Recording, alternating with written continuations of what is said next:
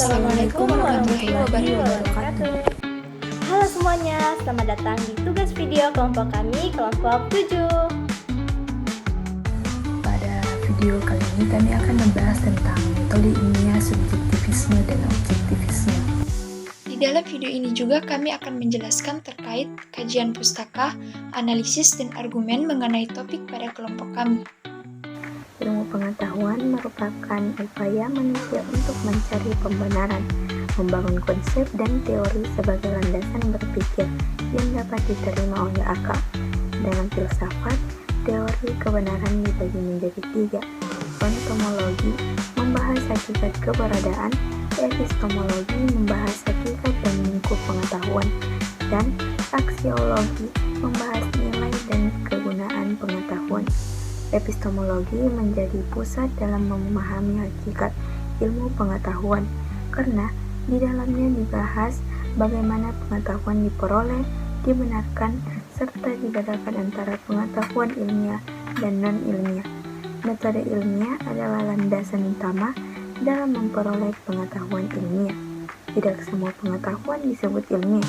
Pengetahuan baru menjadi ilmu jika diperoleh melalui metode ilmiah yang sistematis, dapat diuji dan dapat dipertanggungjawabkan secara objektif. Dalam tradisi barat, metode ilmiah menekankan objektivitas hasil penelitian, baru bebas dari bias pribadi dan dapat diverifikasi oleh pihak lain. Sementara itu, dalam tradisi Islam, metode ilmiah tidak hanya terbatas pada objek fisik, tetapi juga mencakup objek non-fisik melalui metode observasi, logis, dan intuitif. Dua pendekatan utama dalam metode ilmiah adalah subjektivitisme dan objektivitisme.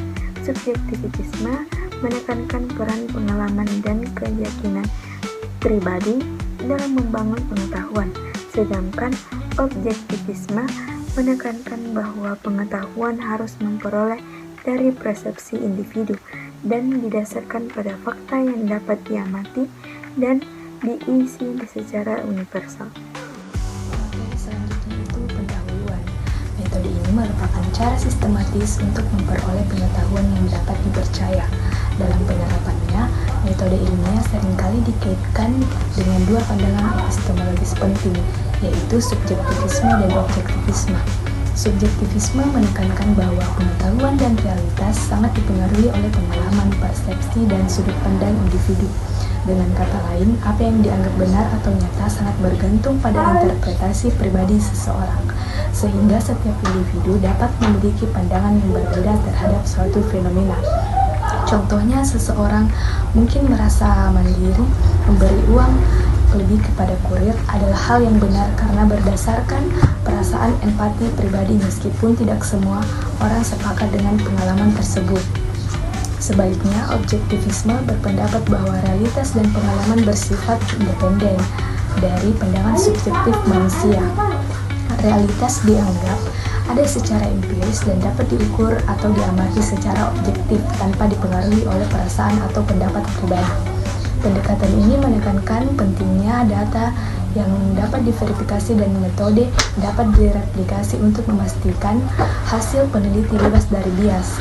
Pemahaman tentang subjektivisme dan objektivisme sangat penting dalam metode ilmiah karena keduanya mempengaruhi cara peneliti memandang dan menginterpretasi data, terutama dalam ilmu sosial. Dengan memahami kedua pandangan ini, peneliti dapat memilih pendekatan yang tepat sesuai dengan tujuan dalam konteks penelitiannya.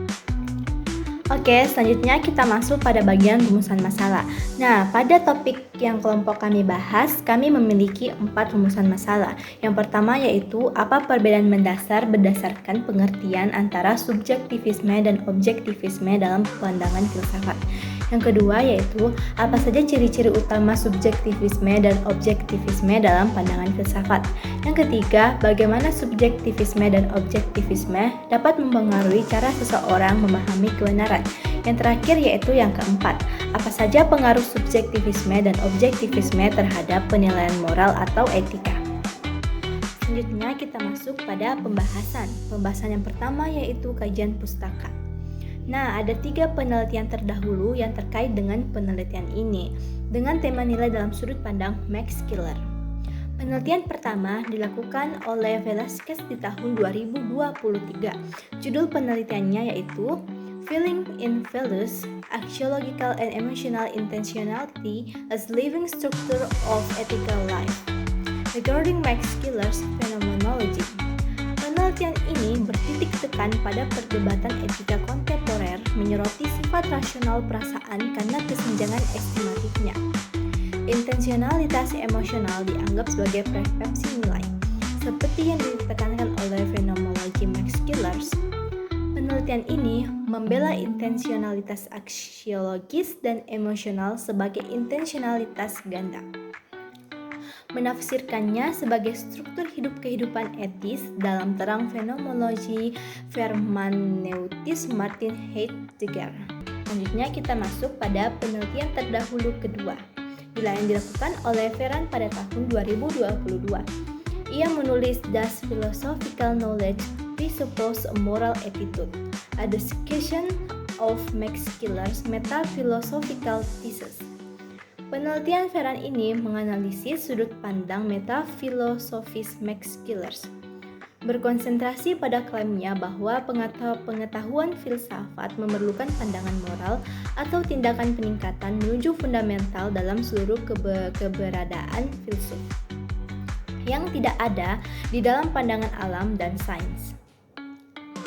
Penelitian terdahulu yang ketiga oleh Laksono dengan judul Skillers dan Apriorisme Material Nilai dalam Perspektif Media Massa, yang terbit di Jurnal Filsafat pada tahun 2016. Laksono mengontekstualisasi pemikiran Skillers dalam situasi media massa di Indonesia. Hal tersebut terkait dengan simbolis dalam media massa yang cenderung menginspirasi orang untuk melakukan kejahatan. Kita masuk ke dalam analisis. Hierarki nilai Scalar meskipun memberikan kontribusi yang signifikan terhadap bidang etika, beberapa masalah telah diidentifikasi. Salah satu isu utamanya adalah sifat kontekstual dari pengalaman nilai. Nah, Scalar mengamati bahwa jarang jika pernah suatu nilai diberikan secara terpisah dari nilai-nilai lainnya.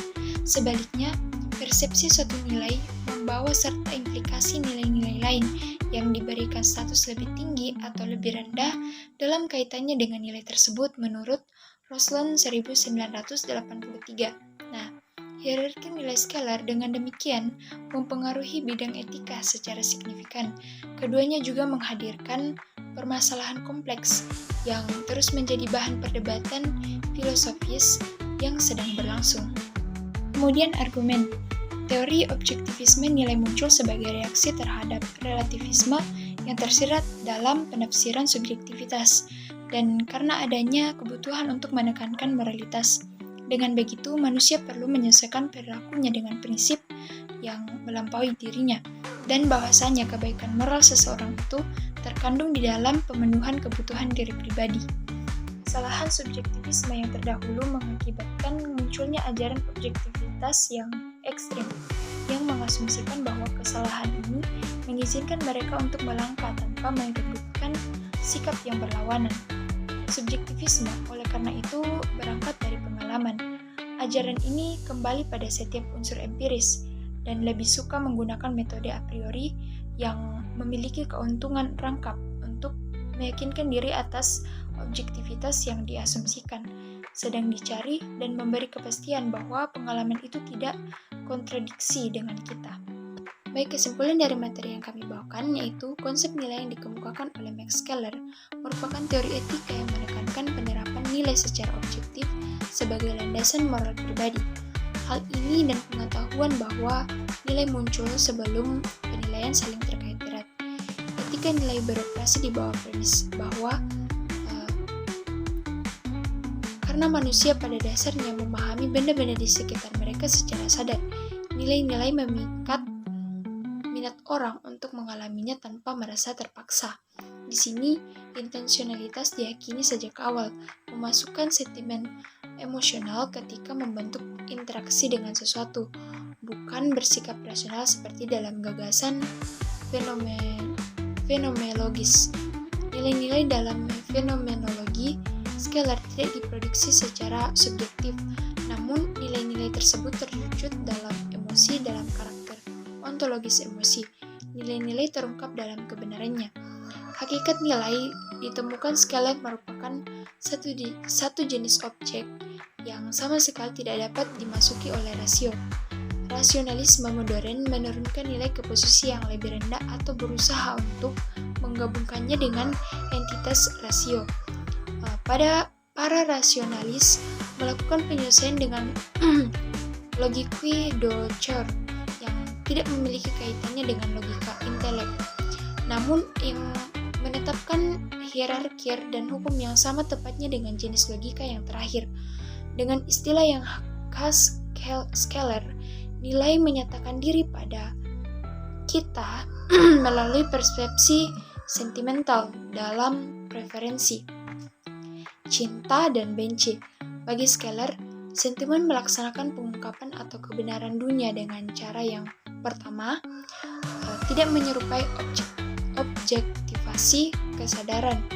Kemudian yang kedua itu tidak mengacu pada dunia faktual murni, di mana nilai-nilai mempunyai makna ontologis.